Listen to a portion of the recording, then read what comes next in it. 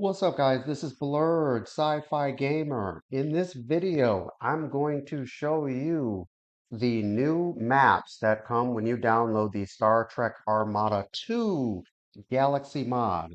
Please go ahead and like, subscribe, comment, and share. Hey guys, so our first map is going to be Warzone 2. We're actually looking at Warzone 1 just to give you a frame of reference. So in Warzone 1, this comes standard with the vanilla game. The player's starting positions are going to start off with a dilithium moon and a Class M planet. Near the dilithium moon, you get one Latinum nebula. And then, almost equidistant from the other player starting areas, you have Class D planets. So these can be disputed, fight, or fought over. So that's kind of the idea here. Kind of have the same thing going on with your second dilithium moon. This one is a little closer to this player, but basically the concept is these are disputed resources. A little further out, you have more Latinum nebulas. Then you have two extra Class D planets. You have the dilithium moon. And in the center, you have a Class L planet with two more dilithium moons. So there's a good amount of resources on the Warzone, but a lot of the resources in this map are disputed. So for Warzone 2, I'm going to show you how we updated this to make it more competitive. Guys, so you can see with Warzone 2, if you look at the mini-map over here, kind of taking the same concepts of Warzone 1, but I've added some more resources and diversified the map a bit. So instead of one dilithium moon, each player in the starting location is going to have access to two dilithium moons.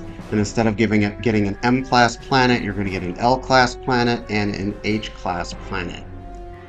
So if you look, it's the same with the other starting locations. That's the Maquis, so let's ignore them for now. So you've got species 8472 over here. See, the starting location has the L class and the H class. That's the way it's going to be. I put the starters on random, so that's why we're getting some key in there. So you're going to have the Class D planet, just like in Warzone 1. That's equidistance between starting locations on both sides. We're going to have an extra dilithium moon. This is different. This is going to be consistent now. So you have a planet-moon combination as these disputed resources all over the map. Then you've got, instead of one Latinum nebula, you have three. You have two sets of three Latinum nebulas.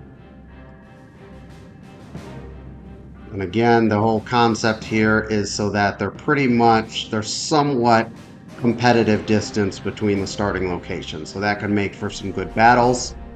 I added some nebulas here just to make it a little bit more difficult for adversaries to just fly through kind of the area. It kind of adds some strategy here. There's some nebulas here too. So basically you're going to have to defend your resources over here because you can get ships flying through this region that's between the resources in all directions. And in the center, instead of having a Class L planet, you're going to have a ringed gas giant. I actually found out after I made the map a long time ago that the rings prevent, these big, large rings prevent the planet, unfortunately, from being mineable or colonizable. In this case, it won't make a difference because it's Class J.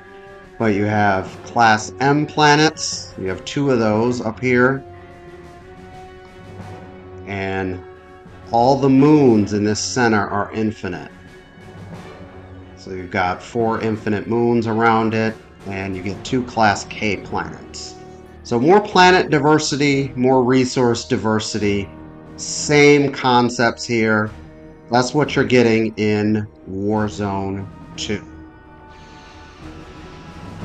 Second map we're going to get into is the Star Trek Galaxy. So this map is a map that represents all factions in the Star Trek universe. So as you can see, we have Earth, Beautiful shot of Earth, aka Sol 3. Got the moon. So beautiful shots there. The solar system is represented well here. You have the Federation. So this is the Federation starting location. Here I actually put a shout out to my Avatar people. I'm a big Avatar fan. So Alpha Centauri 4, excuse me, is Polyphemus. So this is Avatar lore. And Pandora is a moon.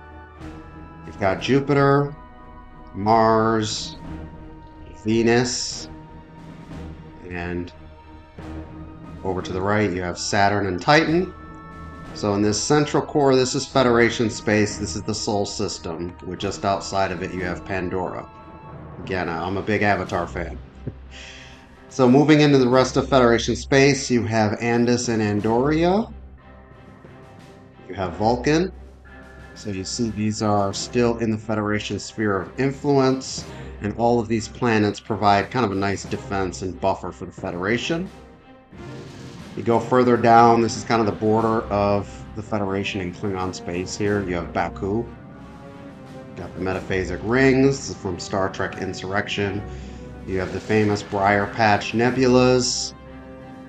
And then if we move over to the right here, you are going to have Klingon space. So we've got Khitomer, Class M planet, and you have Kronos. So that's where your Klingons are going to start on this move. This planet over here is Narenda 3, so this is the border of Klingon and Romulan space. If we keep going north here, going to have Karaya 4. It's another border planet. And we have the twin M-class planets, Romulus and Remus. I've sprinkled in some Class D planets throughout the map just for additional resources. Obviously you don't need them in the solar system because there's plenty of resources over there.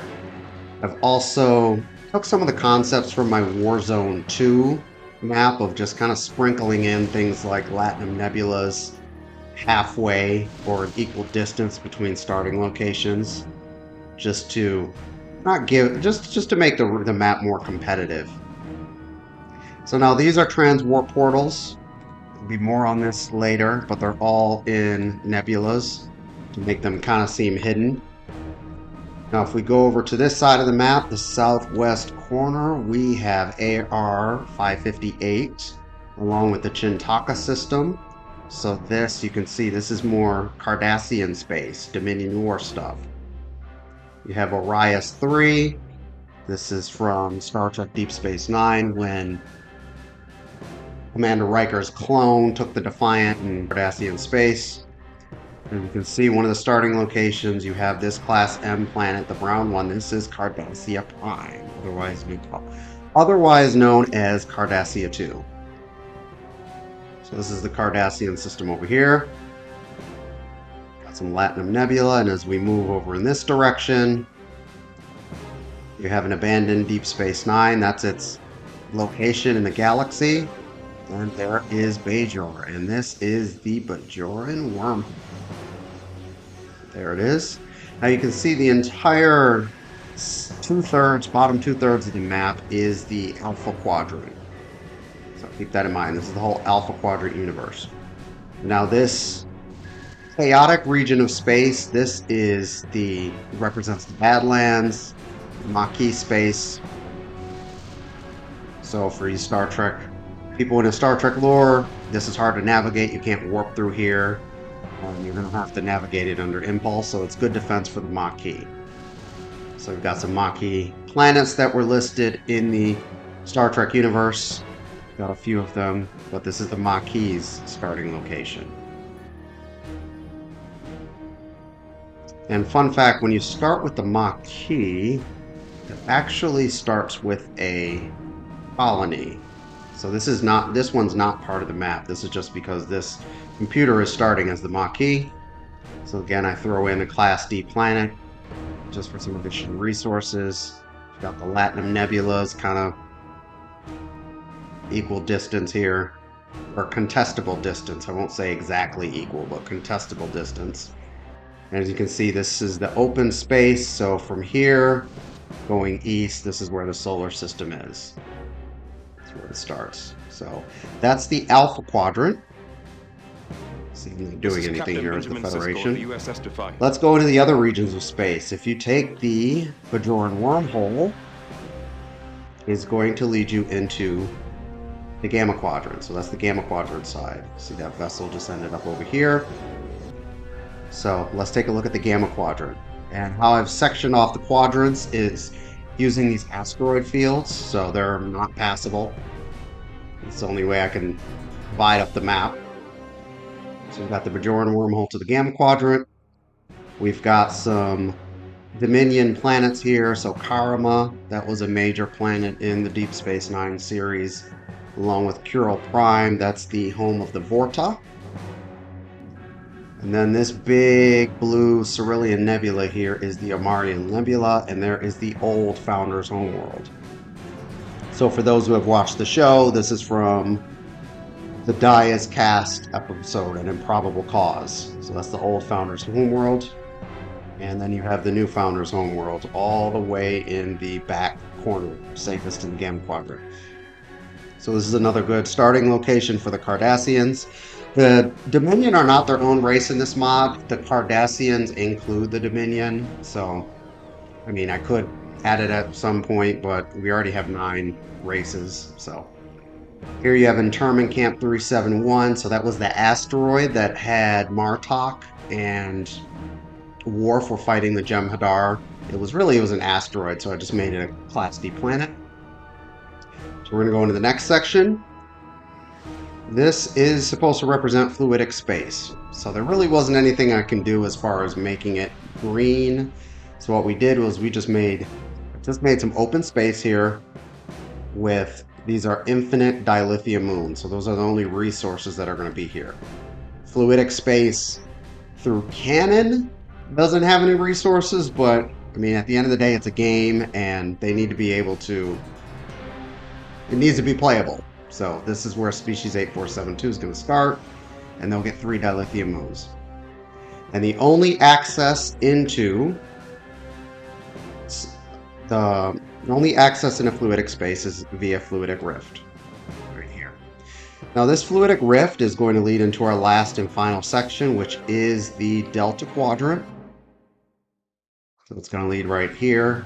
And Species 8472 has direct access into Borg space. So this is where the Borg are going to be. So the Borg get a Class M planet. Didn't know what to call it. There is no designation in canon for Borg planets. They're Borg planets. Gave them a Class J planet. They have some dilithium moons. And I made this planet New Talax just because it was closest to the end of the Voyager series, where Voyager made it home through the transwarp conduits, and that's what these transwarp portals are here. So, Species 8472, in order to get to them from the Alpha Quadrant, you have to enter one of these transwarp portals and go through the Delta Quadrant. There is no access to fluidic space other than through the Delta Quadrant.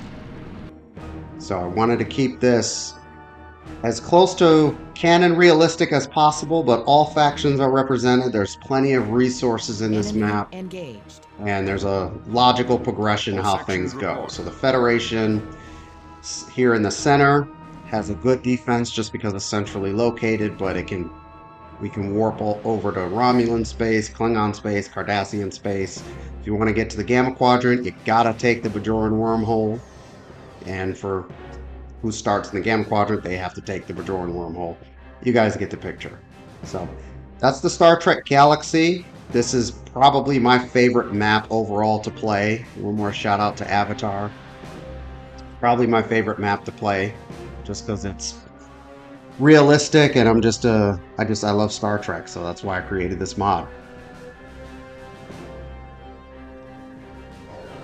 And for our next map that is included in the Star Trek Armada II Galaxy mod is the Star Wars Galaxy. So in this mod, you can play as both Star Wars factions, complete with Star Wars ships. And this is the map I made to showcase that galaxy.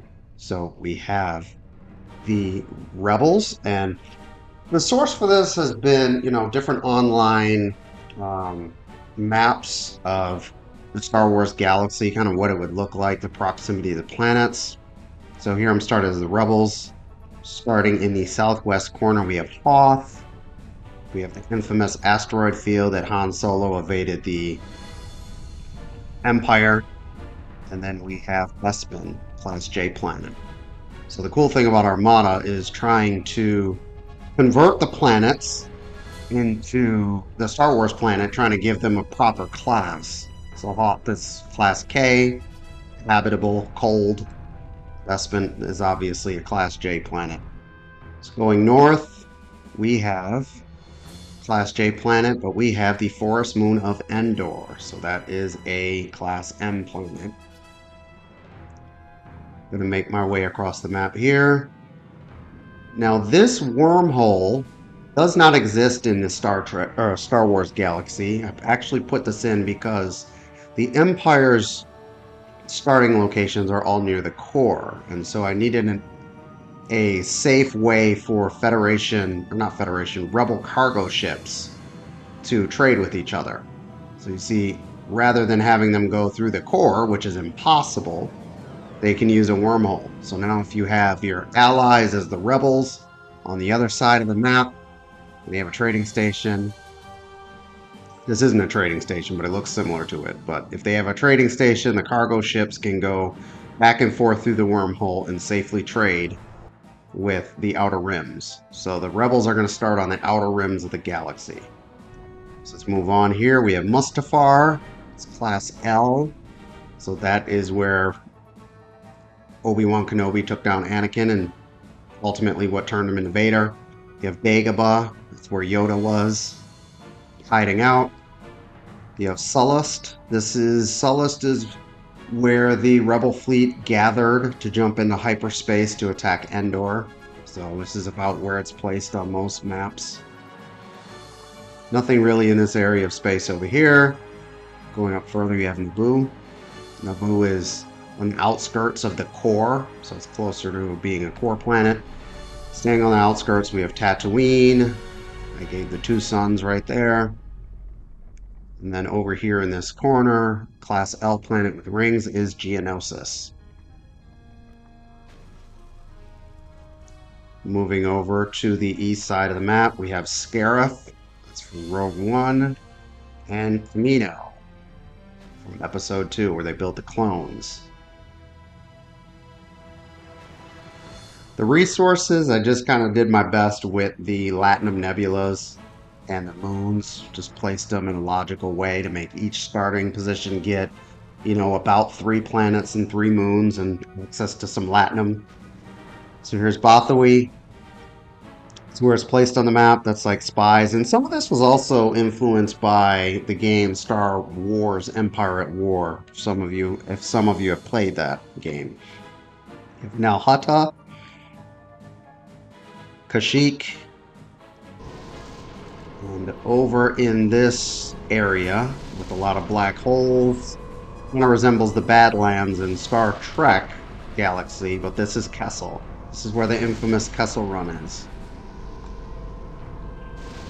So that's what this is supposed to represent. Staying kind of on the outskirts here, we've got a gas giant and we have Yavin. Yavin is a moon of a gas giant, if you remember from Episode 4, A New Hope. So you have Yavin. So that's a starting location there. So again, the Rebels have all these outskirt starting locations.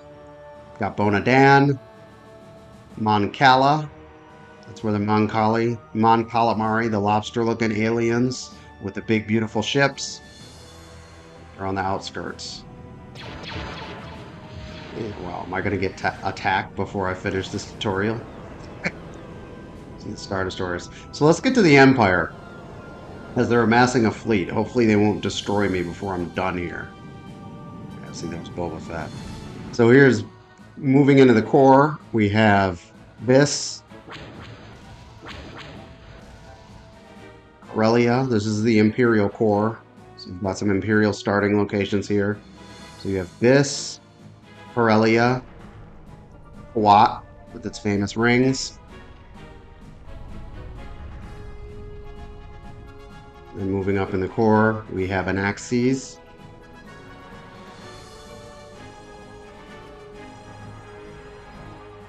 And Coruscant. Coruscant is in the center. And Coruscant starts at the heavy population. I mean, it's the whole planet is a city. It's got Darthamir, that's where Darth Maul is from. And then moving up, you have Munilist. I think that's where the Grand Moff Tarkin is from. And then you have Dantooine. And this is just a Class D planet up here. That's just an added resource. So that's the most part. So over here are kind of important. Out in the middle of nowhere, you have Octo, Class M planet. That's where Luke Skywalker hid to. Got Jakku, Class H. That's where Rey is from. And we have Jeddah, Class K. It's Class K planet. And this big monstrosity, this is the road to Exegol. So same concept as the Kessel Run and as the Badlands in my Star Trek video. So you have a Class D planet here for resources, but you have Exegol.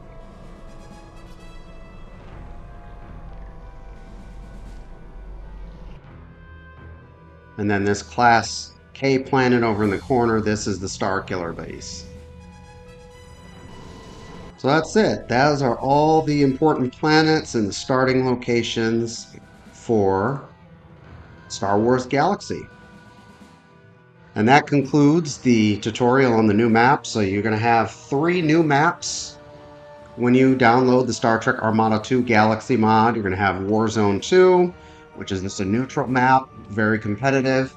You have Star Trek Galaxy and the Star Wars Galaxy. So I hope you guys check these maps out, download the mod, have fun gaming. Catch you guys next time.